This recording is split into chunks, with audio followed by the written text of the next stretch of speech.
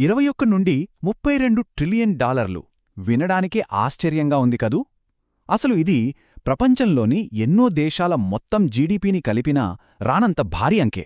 ప్రపంచవ్యాప్తంగా సీక్రెసీ జ్యూరిస్డిక్షన్స్ అనబడే అత్యంత రహస్య ప్రాంతాల్లో దాగి ఉన్న ప్రైవేట్ ఆర్థిక సంపద అంచనా ఇది. ఒకసారి ఊహించండి, ఇంత భారీ సంపద కళ్ళుగప్పి ఎలా దాగి ఉందో.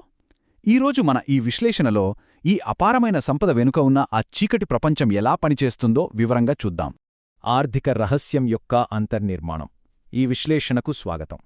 ఆఫ్షోర్ ఫైనాన్స్ అనే ఈ మాయా ప్రపంచంలోనే రహస్యాలను మనం ఈరోజు ఛేదించబోతున్నాం. బడాబాబులు తమ ఆర్థిక వ్యవహారాలను ఎలా దాచిపెడతారో, ఆ సంక్లిష్టమైన చట్టపరమైన లొసుగులు ఎలా ఉంటాయో చాలా స్పష్టంగా స్టెప్ బై స్టెప్ మనం అర్థం చేసుకుందాం. సరే, ఇక ఏమాత్రం ఆలస్యం చేయకుండా లోపలికి వెళ్దాం. ఈ విశ్లేషణలో మనం ప్రధానంగా 5 అంశాలను చర్చించబోతున్నాం. 1. షెల్ అంటే ఏమిటి? 2. రహస్య సాధనాలు. 3. ఎగవేత వ్యూహకర్తలు. 4. నీడలో ఉన్న ట్రిలియన్లు. మరియు చివరగా 5. కార్పొరేట్ ముసుగును ఎలా తొలగిస్తున్నారు. ముందుగా మొదటి విభాగం. 1. షెల్ అంటే ఏమిటి? కాగితాలకే పరిమితమైన ఈ కంపెనీలు అసలు ఎలా పనిచేస్తాయో ఇప్పుడు చూద్దాం. సాధారణంగా మనం తరచుగా వినే మాట షెల్ కంపెనీ. కాని దానికి షెల్ఫ్ కంపెనీకి మధ్య ఉన్న తేడా ఏంటో ఇక్కడ గమనిద్దాం. షెల్ కంపెనీ అంటే దానికి నిజమైన వ్యాపార కార్యకలాపాలు ఏవీ ఉండవు. దాన్ని కేవలం ఆస్తులను తన పేరిట ఉంచుకోవడానికి, అసలు యజమానులను దాచడానికి మాత్రమే సృష్టిస్తారు. కానీ షెల్ఫ్ కంపెనీ అనేది అలా కాదు. దాన్ని ముందుగానే రిజిస్టర్ చేసి వాడకుండా పక్కన పెడతారు. అంటే షెల్ఫ్లో పెడతారన్నమాట. ఎవరైనా దాన్ని కొనుగోలు చేయగానే అది అప్పటికే పాత కంపెనీ కాబట్టి దానికి తక్షణమే ఒక విశ్వసనీయత లభిస్తుంది. అదన్నమాట ఇక్కడి ట్రిక్. అయితే ఇదంతా ఎవరికోసం జరుగుతుంది అనుకుంటున్నారు? ఇక్కడే మనం బెనిఫిషియల్ ఓనర్ గురించి మాట్లాడుకోవాలి.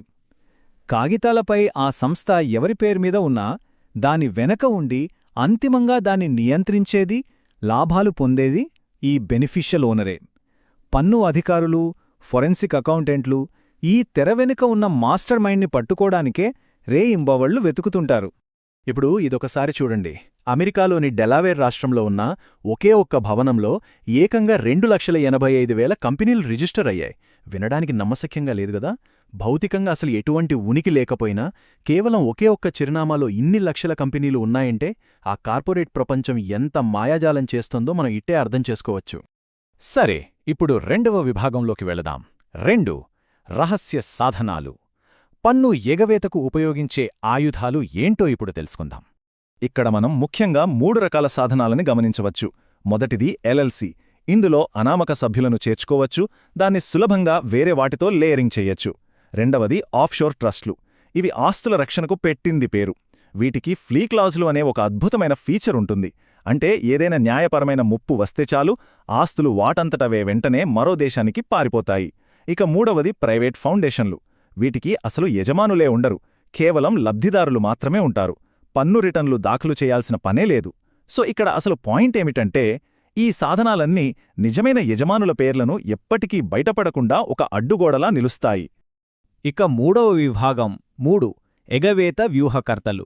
ఈ రహస్య వాహనాలను ఎవరు ఎలా నడుపుతారో ఇప్పుడు చూద్దాం. అసలు ఈ డబ్బును ఎలా మారుస్తారో చూస్తే మనీ లాండరింగ్లో ప్రధానంగా 3 దశలు ఉంటాయి. మొదటిది ప్లేస్మెంట్. ఈ దశలో అక్రమ నిధులను నెమ్మదిగా ఆర్థిక వ్యవస్థలోకి ప్రవేశపెడతారు. రెండవది లేయరింగ్. ఇక్కడే షెల్ కంపెనీలు రంగంలోకి దిగుతాయి. వేర్వేరు అకౌంట్ల ద్వారా వేర్వేరు కంపెనీల మధ్య డబ్బును బదిలీ చేసి ఆ డబ్బు ఎక్కడ్నించొచ్చిందో కనుక్కోకుండా చేస్తారు. ఇక మూడవది ఇంటిగ్రేషన్. ఈ దశ పూర్తయ్యేసరికి ఆ నల్ల డబ్బు కాస్త పూర్తి చట్టబద్ధమైనదిగా, తెల్లగా మారిపోయి వాళ్ల జేబుల్లోకి తిరిగొచ్చేస్తుంది. దీన్ని అర్థం చేసుకోవడానికి ఒక రష్యన్ మాట్రేష్కా బొమ్మను ఊహించుకోండి. ఒక బొమ్మను తీస్తే దాని లోపల ఇంకో బొమ్మ, దాని లోపల ఇంకో బొమ్మ ఉంటుంది కదా. అచ్చం అలాగే ఒక ఫౌండేషన్ ద్వారా నిర్వహించబడే ఒక ట్రస్ట్లో ఒక ఎల్ఎల్సీని పెడతారు. ఇలా వేర్వేరు దేశాల్లో ఒక సంస్థ లోపల మరో సంస్థను సృష్టించడం వల్ల దర్యాప్తి సంస్థలకు ఇదొక ఛేదించలేని పద్మవ్యూహంలా మారిపోతుంది. వెక్స్లర్ లాంటి బడా కేసులో మనం చూసిన అసలు ట్రిక్ ఇదే. అయితే ఇదంతా వాటంతటదే నడవదు కదా. దీన్ని నడపడానికి కొందరు గేట్ కీపర్లు ఉంటారు. వాళ్లనే ట్రస్ట్ మరియు కంపెనీ సర్వీస్ ప్రొవైడర్లు అని అంటారు. వీళ్ళేం చేస్తారంటే సంస్థల పేర్లను చెక్ చేయడం, పేపర్లు ఫైల్ చేయడం, నామినీ డైరెక్టర్లను పెట్టడం, బ్యాంక్ అకౌంట్లు తెరవడం, ఇలా అన్నీ వీళ్లే చూసుకుంటారు. ఒక రకంగా చెప్పాలంటే అసలు యజమానుల ముఖాలు ఎవరికీ కనిపించకుండా రక్షణ కవచంలా ఉంటూ వీళ్లే ముందుండి ఇదంతా నడిపిస్తుంటారు. ఇక 4వ విభాగం 4 నీడలో ట్రిలియన్లు. ఇదంతా మనలాంటి సామాన్యుల జీవితాలపై ఎలాంటి ప్రభావం చూపుతుందో ఇప్పుడు చూద్దాం. ఒకసారి మార్క్వెట్లా రివ్యూ వారి ఈ పరిశోధనను గమనిద్దాం. యాజమాన్య పారదర్శకత లేకపోవడం వల్ల ఈ షెల్ కంపెనీలు పన్ను ఎగవేతలకు ఎంత ప్రత్యక్షంగా సహకరిస్తున్నాయో ఈ డేటా మనకు స్పష్టంగా చూపిస్తుంది. ఇది చూస్తే ఖచ్చితంగా ఆశ్చర్యం వేస్తుంది. దీన్ని బట్టి చూస్తే ఒక్క అమెరికాలోనే ప్రతి సంవత్సరం పన్ను ఎగవేత కారణంగా అక్షరల $458 బిలియన్ నష్టపోతున్నారని అంచనా. ఒక్కసారి ఆలోచించండి, ప్రజల అవసరాల కోసం, మౌలిక సదుపాయాల కోసం ఖర్చు పెట్టాల్సిన ఇంత భారీ మొత్తం ఇలా పక్కదారి పడితే దాని ప్రభావం సమాజంపై ఎంత తీవ్రంగా ఉంటుందో అర్థం చేసుకోవచ్చు. ఈ ఆర్థిక మోసాలు కేవలం పుస్తకాల్లో రాసుకునే థీరీలు మాత్రమే కాదు. 2016 నాటి పనామా పేపర్స్ లీక్ మనందరికీ గుర్తే ఉంటుంది.